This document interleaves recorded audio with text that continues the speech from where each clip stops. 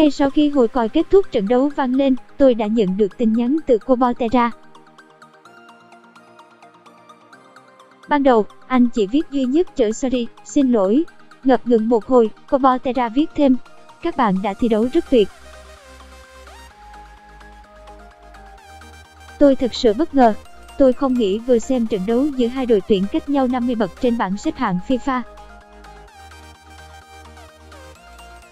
Chúng tôi đã may mắn hơn. Xin lỗi. Một tiếng sau, vẫn là cô Portera gửi cho tôi một đường link. Đó là bài viết của một nhà báo tên Ryohimi trên trang Football Channel. Bài báo viết, Nhật Bản đã thực sự phải rất nhọc nhằn, nhưng may mắn là chúng ta vẫn kết thúc trận đấu với chiến thắng. Trong hiệp 1, Nhật Bản thi đấu không tốt, nhưng không phải vì chúng ta có vấn đề, mà vì Việt Nam đã chơi quá hay. Chúng ta không thể di chuyển. Tôi nhận thấy nỗ lực của huấn luyện viên Hajime Moriyasu muốn kết nối cả đội, nhưng Việt Nam đã xé toang chúng ta, bài báo viết. Nhà báo Nakayama Jun của Football Life Zero thậm chí còn viết, tinh thần chiến đấu của Việt Nam là điều mà chính Nhật Bản nên học hỏi. Chiến thắng thực sự quan trọng, nhưng Việt Nam đã dạy cho chúng ta một bài học về thái độ. Nhà báo này dùng khá nhiều lời lẽ nặng nề để chỉ trích lối chơi nghèo nàn và tinh thần chiến đấu rất tệ của điện thoại Nhật Bản. Cứ mỗi khi xoáy sâu vào một điểm yếu trong lối chơi của Nhật, Nakayama lại dùng chính hình ảnh của các chàng trai áo đỏ để so sánh.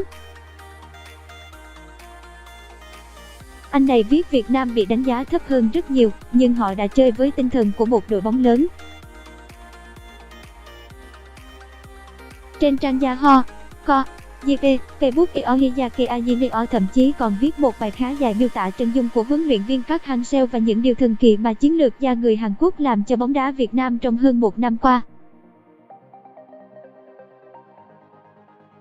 Facebook này tin rằng điện thoại Việt Nam đã có được sự tôn trọng từ châu Á. Xuyên suốt bài viết, Iohiyake Ajinio thường xuyên dùng những cụm từ như rồng vàng, nhà đương kim vô địch Đông Nam Á để miêu tả điện thoại Việt Nam. Trên trang Sokjige, một bài báo khác viết, thế giới đã nhìn thấy những người anh hùng từ cách mà Việt Nam chiến đấu với Nhật Bản.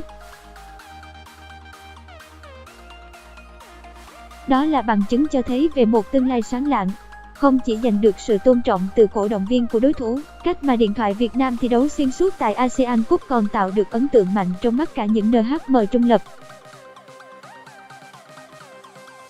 Tôi thực sự bất ngờ khi biết gia đình anh bạn người Iran Ahmad Malekan và Emira Ali do còn chủ động bật TV xem Việt Nam thi đấu. Hết hiệp 1, anh bạn Ahmad nhắn tin cho tôi ngỏ ý được xem cùng các cổ động viên Việt Nam, và thế là chúng ta lại vừa chiêu mộ thêm những cổ động viên mới.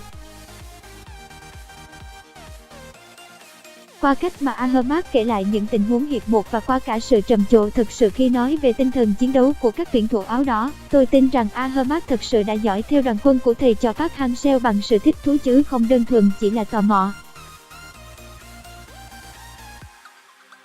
Chúng ta đã chiến đấu suốt một năm qua để tạo dựng một chỗ đứng trong tiềm thức của ngay cả những nền bóng đá hùng mạnh nhất châu Á. Đó mới là thành quả lớn nhất của bóng đá Việt Nam.